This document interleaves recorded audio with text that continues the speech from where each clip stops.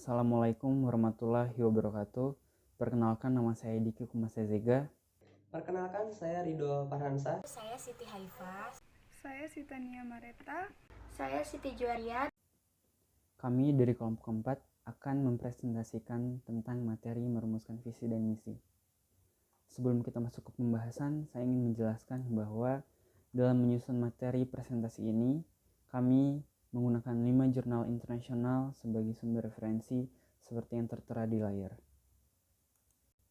Adapun dalam menyusun sebuah visi yang ingin dibentuk oleh suatu organisasi atau perusahaan adalah visi yang baik, ataupun bisa disebut sebagai vision of success.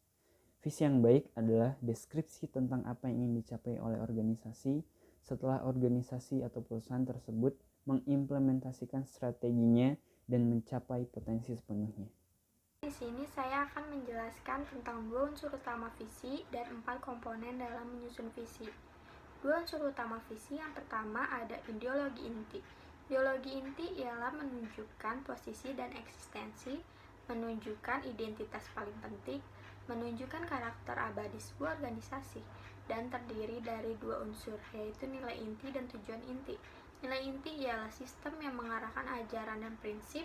Tujuan inti ialah alasan paling fundamental mengenai keberadaan suatu organisasi. Dan 2 unsur utama visi yang kedua ialah menggambarkan masa depan. Menggambarkan masa depan yaitu organisasi harus memiliki tujuan yang besar, panjang, dan kuat. Dan dibutuhkan juga suatu gambaran yang hidup. 4 komponen dalam menyusun visi. Yang pertama, visi dibangun berdasarkan nilai inti. Nilai inti menjawab apa yang penting bagi suatu organisasi. 2. Visi perlu mengelaborasi tujuan organisasi. Setiap organisasi, baik berhasil laba atau tidak, besar atau kecil, lokal atau global, harus memiliki tujuan akan keberadaannya. 3. Visi perlu memasukkan gambaran singkat apa yang dilakukan oleh organisasi tujuan yang sama tentang pelestarian lingkungan. Namun bagaimana mereka mencapai tujuan itu?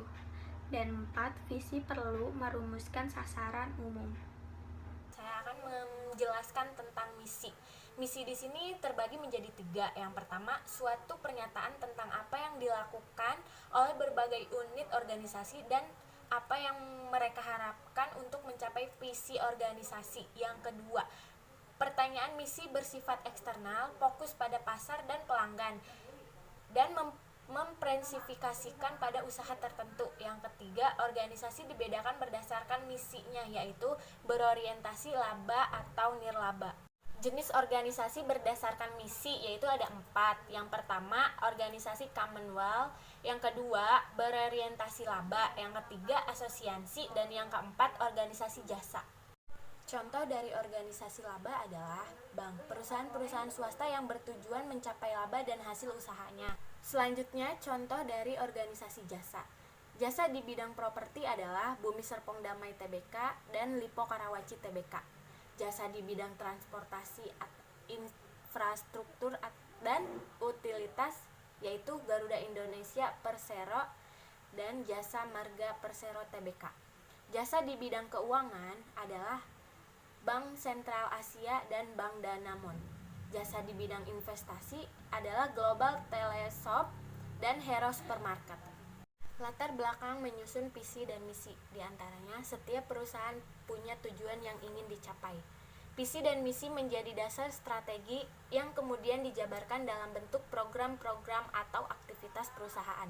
Suatu strategi adalah perencanaan berskala besar atau disebut perencanaan strategi yang berorientasi pada jangkauan masa depan yang jauh disebut misi dan ditetapkan sebagai keputusan pimpinan tertinggi, keputusan yang bersifat mendasar atau prinsipil agar memungkinkan organisasi berinteraksi secara efektif disebut misi. Dalam usaha menghasilkan suatu perencanaan operasional untuk menghasilkan barang dan jasa serta pelayanan yang berkualitas dengan diarahkan pada optimalis pencapaian tujuan. Di sini saya akan melanjutkan beberapa contoh dari strategi yang sudah dijelaskan oleh teman-teman saya sebelumnya. Di sini ada power slide dari strategi, yang itu ada sasaran strategi dan juga ada strategis intent.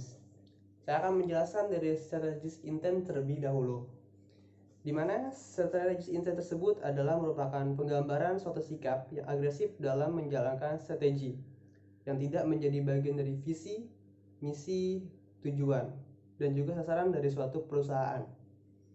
Dan juga di situ ada sasaran.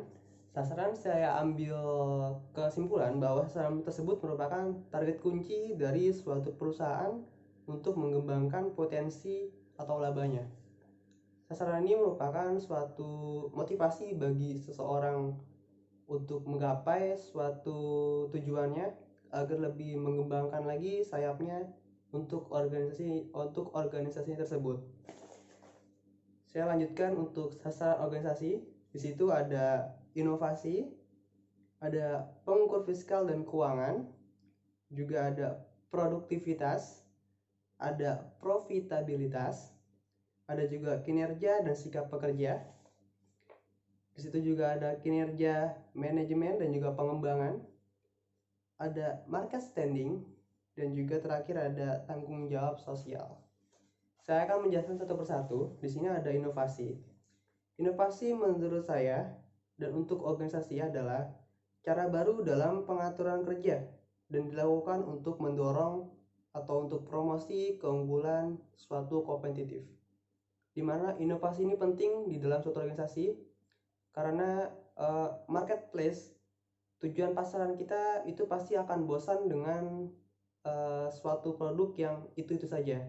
Kita diperlukannya inovasi untuk pengembangan produk kita sendiri dan juga untuk menjangkau beberapa target yang lebih luas lagi.